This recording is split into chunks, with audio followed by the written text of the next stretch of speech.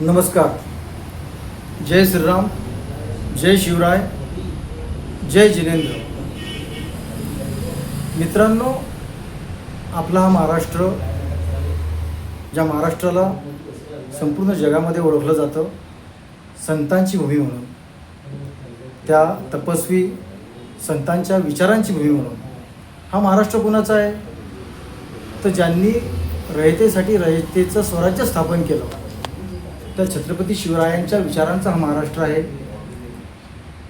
Doctor Bhimrao Ramji Ambedkar, Mahatma Jyotirao Phule त्यांच्या विचारांनी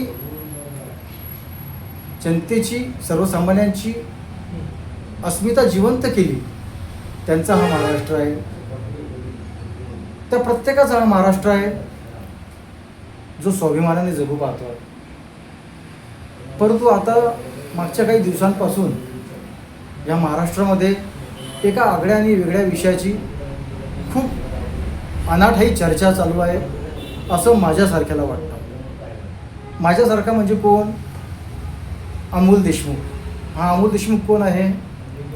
तर तो कोणी असो, पण तो एक अजैन आहे.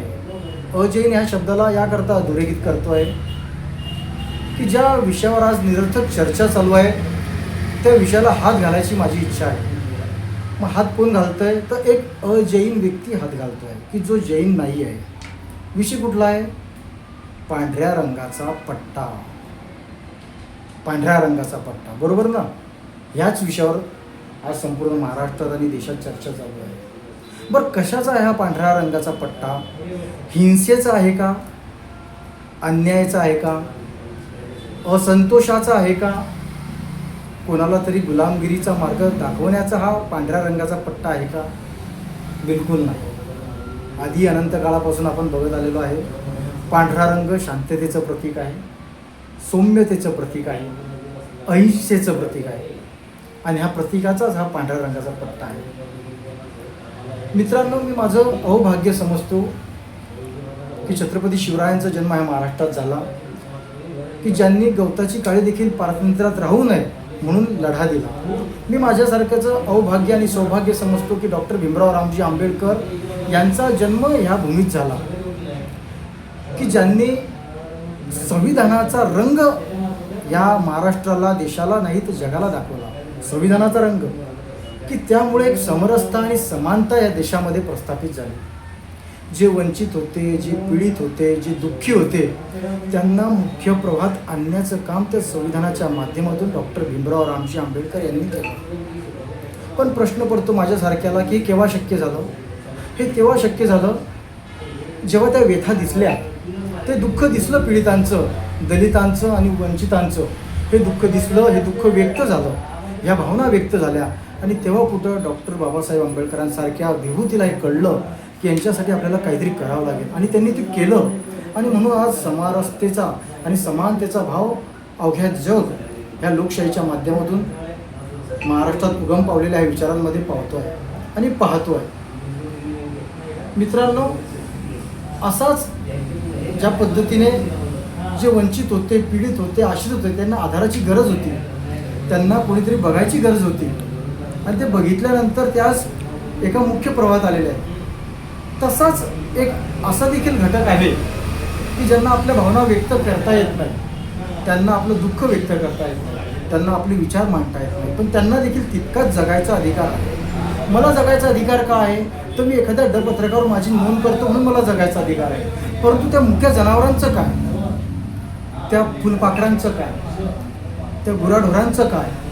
की ज्याला हातपाय नाही, त्या अशा एखाद्या गोगलगायचं काय? की ज्यांना आकार आणि उकार नाही, त्या किड्या माकोड्यांचं काय? त्यांनाही जन्म त्या भगवंतानेच दिलेला आहे. मग त्याला भगवंत म्हणू, त्याला कदाचित कोणी अल्ला म्हणेल किंवा कोणी येशू म्हणेल, माझ्यासारखा त्याला राम म्हणेल. आपल्याला मनुष्याला जन्म दिलेला आहे, तसंच त्यांना देखील कोणीतरी जन्म दिलेला आहे.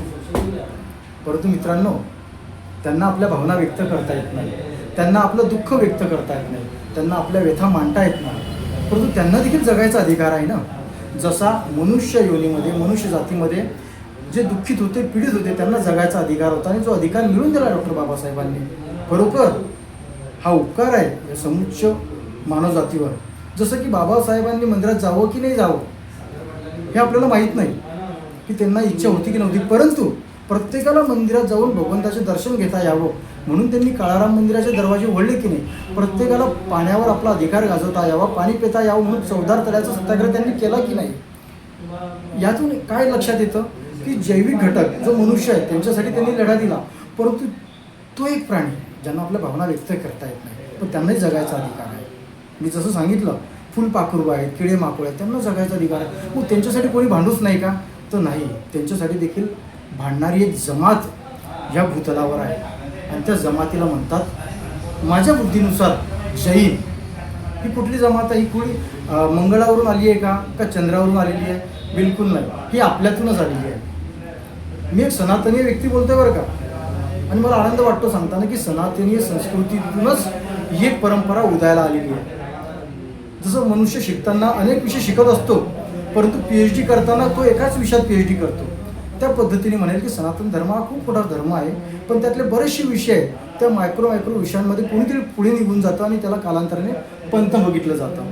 तसाच हा जैन पंथ आहे. मला त्या जैन पंथावर बोलायचं नाही आहे आणि मला आसक्ती असं पण काही दाखवायचं नाही आहे बरं, परंतु मला वास्तविकता मांडायची आहे की त्यातले जे आद्य गुरु म्हटले जातात ज्यांना की आदिनाथ भगवान, की जे इक्ष्वाकू कुळात जन्मले होते आणि त्याच कुळामध्ये प्रभू श्रीराम जन्मले होते, म्हणजे दोघांचा संबंध आहे. प्रभू रामचंद्रांचा जन्म झाला होता रावणासाठी, कृष्णाचा झाला होता कंसासाठी, पांडवांचा झाला होता कौरवांसाठी, म्हणजे यांचा नायनाट करण्यासाठी, धर्म आणि न्याय व्यवस्था प्रस्थापित करण्यासाठी. तसाच हा जो धर्म उदयास आला, हा मार्ग उदयास आला, तो प्रत्येक जीविताला आपला जगण्याचा अधिकार मिळवून देण्यासाठी. लक्षात घ्या बरं, या पंथाचा या मार्गाचा उदय कशासाठी झालेला आहे?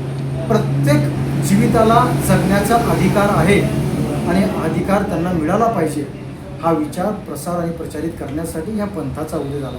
याच्या व्यतिरिक्तही काही त्यांचे विषय असतील, पण मला त्यावर बोलायचं नाही आहे. मग हे विषय प्रसारित कोण करतं?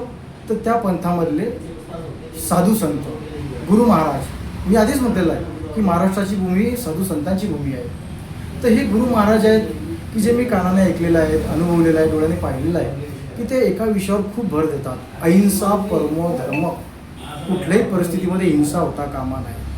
मग तो प्राणी कुठलाही असो, ज्याला भावना व्यक्त करता येत असो, तो असो की ज्या किड्या माकोड्यांना भावना व्यक्त करता येत नाही ते असो, त्यांना जगता यावं म्हणून हे आपल्या आयुष्याला पूर्णपणे वेचून देतात. आपल्या भौतिक जगाचा संपूर्णपणे त्याग करतात आणि पूर्ण आयुष्य वाहून देतात. ते का?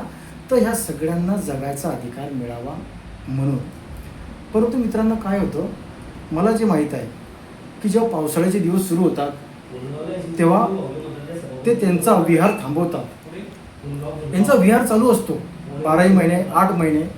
विहाराचं कारण काय असतं मी सांगितलं तुम्हाला की हा एक संदेश त्यांना द्यायचा असतो संपूर्ण जगाला की त्या किड्या माकोड्यांना देखील जगायचा अधिकार आहे बरं, त्यांचा जीव घ्यायचा अधिकार आपल्याला भगवंताने दिलेला नाही आहे. हा विचार ते प्रसार करत असतात. परंतु जेव्हा पाऊस पडतो तेव्हा एक विज्ञान आहे, चारी बाजूने जीवाची उत्पत्ती निर्माण होते आणि त्यांच्या चालण्याने, त्यांच्या मार्गक्रमणाने कुठल्याही एखाद्या सूक्ष्म जीवाची हत्या होऊ नये म्हणून ते स्वतःला स्थानबद्ध करतात असं म्हणून, किंवा आपलं विहार थांबवतात. त्याला कोणी चातुर्मास म्हणतं, म्हणजे ते 4 महिने असतात की जो पावसाळा असतो तेव्हा ते स्वतःला एका ठिकाणी थांबवून घेतात. परंतु काही जे भौतिक जगात असतात तुमच्या आमच्यासारखे लोक, त्यांना हे कळलेलं असतं की ह्या साधू संतांचं राहणं गरजेचं आहे. कारण हे जर राहिले तर हा जो सगळ्यांना जिवंत ठेवण्याचा विचार आहे हा जिवंत राहील, आणि साधू संत जर निघून गेले तर मग हा विचारही संपून जाईल. कारण जगाचा अधिकार फक्त तुम्हा आम्हाला नाही आहे, तर प्रत्येक किड्या माकोड्यांना आहे. आणि म्हणून तुमच्या आमच्यासारखे लोक काहीतरी शक्कल लढवतात. ही शक्कल त्या साधू संतांची नसते. मग काय शक्कल लढवतात? ती लढवतात शक्कल पांढऱ्या रंगाचे पट्टे मारण्याची शक्कल लढवतात. बरं काय कारण असेल त्याचं? काही फार मोठं काही कारण आहे का हो कोणाला नामशेष करण्याचं किंवा कोणावर अन्याय करण्याचं नाही. हे साधू संत जेव्हा स्वतःला स्थानबद्ध करतात 4 महिन्यासाठी, तेव्हा त्यांची उपजीविकाही तर चालू राहिली पाहिजे ना. कारण त्यांच्याकडे तर काहीच लमाजमा नसतो, भौतिक साधन सामग्री नसते. मग ते काय करतात, दिवसातून 2 वेळा आपल्या उपजीविकेसाठी, त्याला आपण म्हणून भिक्षेसाठी, किंवा कोणी त्याला जैन धर्मीय गोश्री म्हणतात, आजूबाजूच्या लोकांच्या घरी जातात आणि अन्नाचे 2 घास सेवन करतात आणि एवढंच सेवन करतात की त्यांचा देह जिवंत राहायला पाहिजे. परंतु काय होतं, पावसाळ्यामध्ये कोणाच्या घरी जाताना रस्त्यामध्ये शेवाळ आलेलं असेल, कुठून पाणी साचलेलं असेल, तर त्याच्यामध्ये जीव असतात. बघा, प्रत्येकाचा विचार असतो बरं, प्रत्येकजण त्या विचाराने जगत असतो. माझा जो विचार आहे तुम्हालाच पटेल असं नाही, त्यांचा विचार आपल्याला पटेल असं नाही, पण त्यांचा विचार असतो की माझा जर पाय पाण्यात पडला, माझा पाय जर शेवाळावर पडला, तर डोळ्याने जरी दिसत नसला तरी त्यात एक जीव आहे, आणि त्या जीवाचं पाप तो मेल्याने आपल्यावर पडू नये, तो जीव आपल्यामुळे मरू नये किंवा कोणामुळेच मरू नये अशी त्यांची इच्छा असते. आणि म्हणून ते अशा ठिकाणाहून चालत नाही. आणि अशा ठिकाणाहून जर ते नाही गेले तर त्यांच्या पोटाचं काय, त्यांच्या 2 घासाचं काय, त्यांच्या अन्नाचं काय, त्यांच्या गोष्टीचं काय, ते कधी कोणाला म्हणणार नाही की मला आणून द्या म्हणून. ते 1 दिवस उपाशी राहतात, 2 दिवस, 3 दिवस, 15 दिवस, 1 महिना, ज्याला मास ठेवून म्हणतात, उपाशी राहणारे संत आम्ही बघितलेले आहेत. का? तर त्यांच्यामुळे कोणत्याही जीवाची हत्या होऊ नये म्हणून. आणि म्हणूनच मग काही लोक असतात की ते मार्ग काढतात, की पांढऱ्या रंगाचा पट्टा मारतात.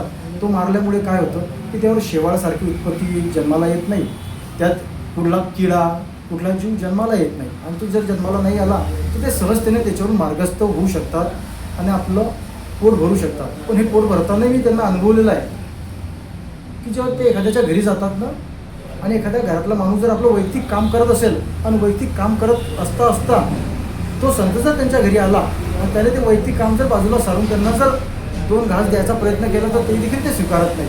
त्याच्या मागचं त्यांचा भाव बघा किती असता की अहिंसा परमधर्म कुठल्या लेवलला आहे.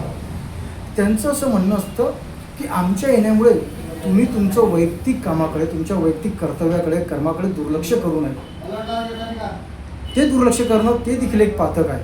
म्हणून जर सहजतेने जर तुम्ही बसलेले असाल तर आम्हाला गोष्टी द्या, 2 घास द्या. आणि तुम्ही जर कामात व्यस्त असाल तर आम्ही तुमच्या घरात येऊ, जे काही असेल, शिळं असेल, ताजं असेल ते घेऊ आणि सेवन तिथं करू, तिथून घेऊन जाऊ, किंवा जिथं आम्ही मुक्कामी असू तिथं ते सेवन करू आणि आमचा देह जिवंत ठेवू. पण कशासाठी चाललेली आहे सगळी खटाटोप? साधन सामुग्री, मर्सिडीज, बुलेरो, सफारी, सगळ्या ह्या भौतिक जिन्सा विकत घेण्यासाठी चालल्या का? बिलकुल नाही. फक्त जीव जिवंत राहावा म्हणून ही साधू संत हा आटापिटा करताय, आपला देह झिजवताय आणि त्यांना तो करता यावा म्हणून ही सगळी मंडळी अशा पद्धतीने मार्ग काढत असतात. कुठल्या साधू संताचं कोणालाच म्हणताना मी ऐकलेलं नाही आहे की पांढऱ्या रंगाचा पट्टा मार किंवा भगवा मार किंवा हिरवा मार किंवा निळा मार. हे तर आपापले शोधून काढलेले मार्ग आहेत. आपण का काढलेले आहेत मार्ग शोधून? की साधू संत जिवंत राहिले तर हा विचार जिवंत राहील. जसं मी आधीच बोललो मित्रांनो की माझ्यासारख्याला असं वाटतं की डॉक्टर बाबासाहेबांना 10 वर्ष आणखीन भेटायला पाहिजे होते.